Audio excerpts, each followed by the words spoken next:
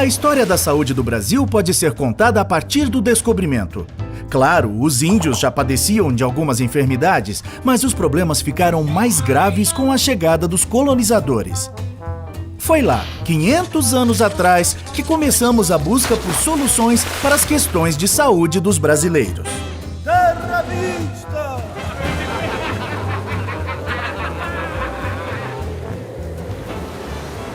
Durante os 389 anos da colônia e do Império, pouco ou quase nada se fez pela saúde no Brasil. Já naquele tempo, o acesso aos tratamentos variava de acordo com a classe social. Os pobres e escravos viviam em condições muito duras e eram os primeiros a cair por terra.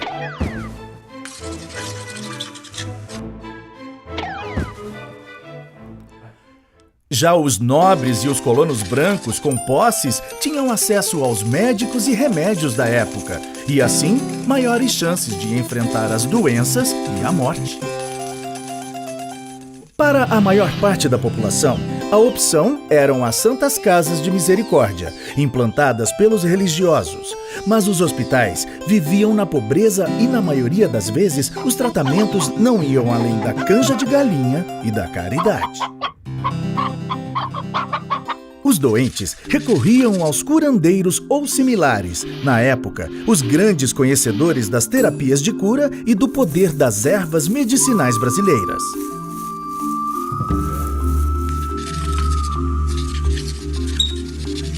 Vou curar vosso ser. Após a independência, Dom Pedro I realizou as primeiras mudanças significativas para melhorar a saúde do povo. Transformou escolas em faculdades, criou órgãos para vistoriar a higiene pública, delimitou funções para os praticantes da medicina, mas as medidas foram pouco eficazes, do tipo para inglês ver. O Império terminou com o agravamento das condições de saúde e o Brasil continuou com a imagem de um país doente, onde viver era um risco, um verdadeiro purgatório. Eu é que não vou para o Brasil, rapá. Lá tem muita doença. A República trouxe novos ares e esperanças de avanços na saúde. Agora sim, com a República, a saúde do povo vai melhorar. Com o fim da escravidão, o Brasil passou a depender da mão de obra dos imigrantes para o trabalho nas lavouras de café e nas fábricas. Mas a fama de um país insalubre afugentava novos operários.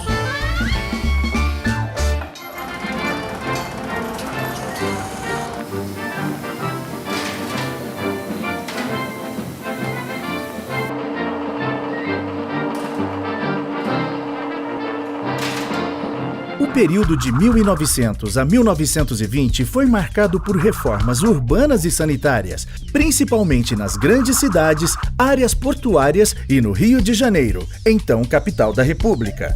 Apesar disso, o Brasil seguia refém dos problemas sanitários e das epidemias. Pois é isso mesmo! Ando chovendo! Depois palhaçado! Na minha gaita! Vou tocando, rato.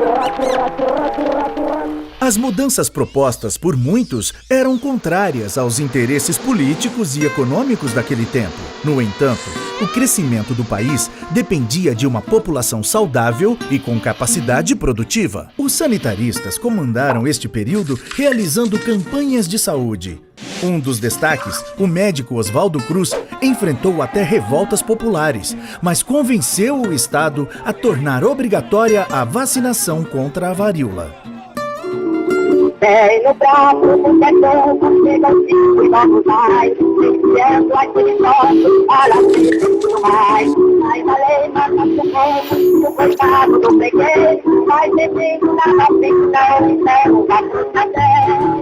As campanhas chegaram até os sertões do país, divulgando a importância do cuidado com a saúde no meio rural. Mas os pobres continuavam em moradias precárias e as doenças fazendo vítimas. Só a gripe espanhola causou a morte de mais de 300 mil brasileiros. Nos anos 20, surgiram as CAPs, as Caixas de Aposentadoria e Pensão. foram criadas pelos trabalhadores para garantir proteção na velhice e na doença. Com o passar do tempo e a pressão popular, Getúlio Vargas decidiu ampliar o atendimento também para as outras categorias profissionais. Estamos expandindo o modelo das CAPs. Agora elas passam a se chamar IAPs, Institutos de Aposentadorias e Pensões, e vão atender muitas categorias profissionais. Também estamos criando o Ministério da Educação e Saúde para dar mais atenção aos trabalhadores. O período getulista promoveu reformulações no sistema. A atuação passou a ser mais centralizada, focada no tratamento das epidemias e endemias. Só que as verbas da saúde acabavam desviadas para outros setores. Boa parte dos recursos dos IAPs eram utilizados para financiar a industrialização do país. E, mais uma vez, o atendimento não chegava a todos. O Brasil continuava doente. O povo tá doente, o povo tá infeliz. Sem honestidade não avança esse país. O povo tá doente, o povo tá infeliz. Sem honestidade não avança esse país. Não, não, não, não.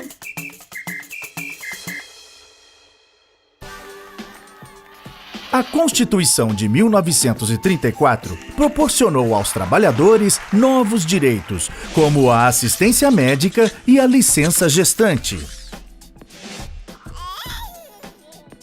Até que em 1943 veio a CLT, Consolidação das Leis do Trabalho, que além dos benefícios à saúde, criou o salário mínimo e outras garantias trabalhistas. Com a Segunda Guerra, o mundo paralisou perplexo diante de Adolf Hitler. Regulären Soldaten geschossen. Seit 5:45 wird jetzt zurückgeschossen. Und von jetzt ab wird Bombe mit Bombe vergolten. No Brasil, o desafio era levar mais saúde ao povo brasileiro. Em 1953, foi criado o Ministério da Saúde, que se ocupava principalmente das políticas de atendimento nas zonas rurais, enquanto que nas cidades, o acesso à saúde era privilégio dos trabalhadores com carteira assinada. Queremos demonstrar ao mundo inteiro, a todos que nos querem dominar, que o Brasil pertence aos brasileiros. O homem vai surgir para trabalhar. Brasil, vamos para as urnas. Povo democrata, gente varonil. Juscelino, Juscelino, Juscelino, para presidente do Brasil.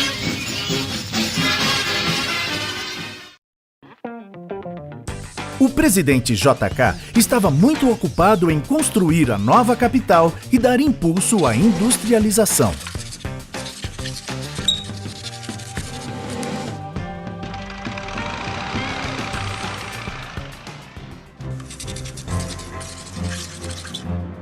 Atenção Brasil! Atenção Brasil! Atenção Minas Gerais! As tropas do 2º Exército, sob o comando do General Cruel, já sitiaram o estado da Guanabara. Veio a ditadura e os governos militares focaram os investimentos na segurança e no desenvolvimento.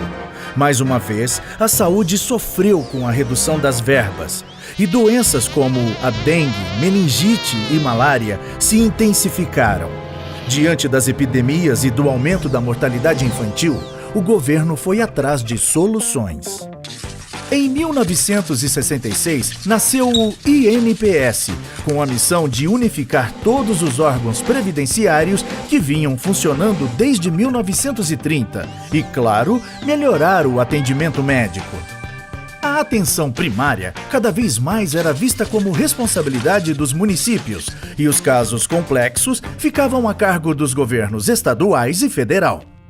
Nos anos 70, o FAS, um fundo composto por recursos da loteria esportiva, destinava parte do dinheiro para a saúde.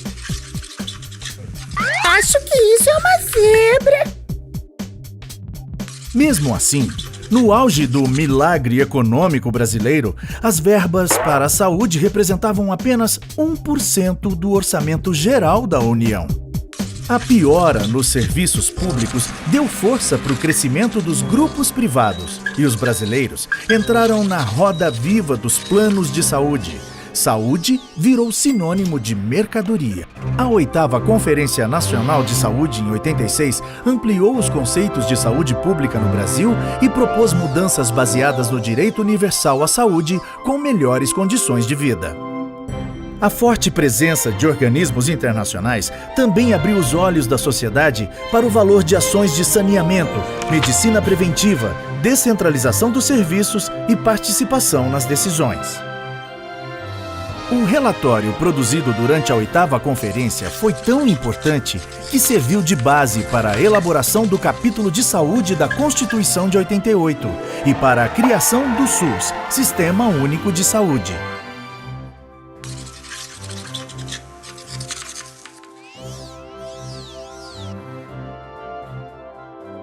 Declaro promulgada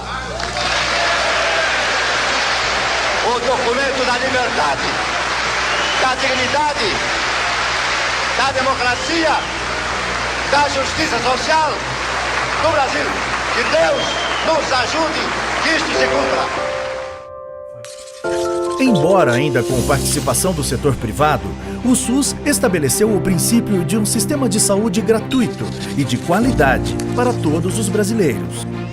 Vários programas importantes, como o PSF, Saúde da Família, o Profai, de Formação em Enfermagem, e as RET-SUS, Escolas Técnicas Profissionalizantes, foram criados nessa época e até hoje contribuem para a qualificação e humanização do atendimento.